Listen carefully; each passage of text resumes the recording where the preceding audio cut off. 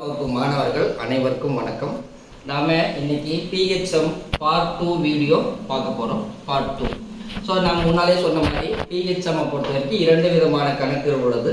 ஒன்று வந்து அமிலம் பற்றிய கணக்கு, மற்றொன்று காரம் பற்றிய கணக்கு.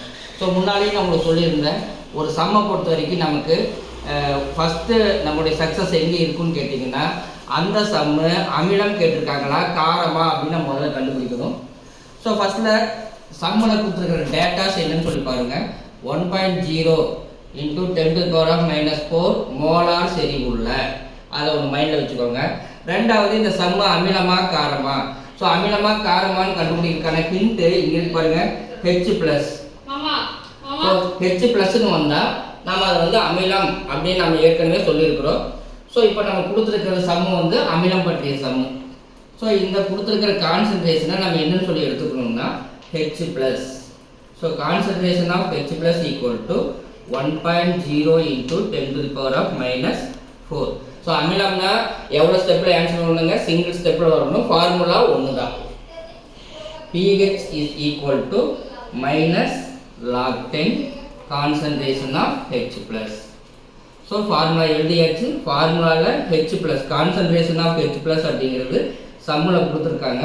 செகண்ட் ஸ்டெப் என்ன பண்ணணும்னா, அந்த இது கொஸ்டினில் இருக்கிறத அப்படியே எடுத்து சப்ஸ்டியூட் பண்ணுங்க.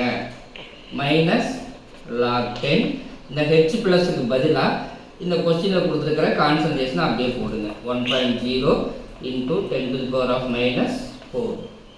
இப்போது இந்த log 10ஆல் உள்ளே இருக்கிற ரெண்டு நம்பர்ஸையும் பெருக்கணுங்க. ஒரு நம்பர் 1.0, இன்னொரு நம்பர் 10⁻⁻4.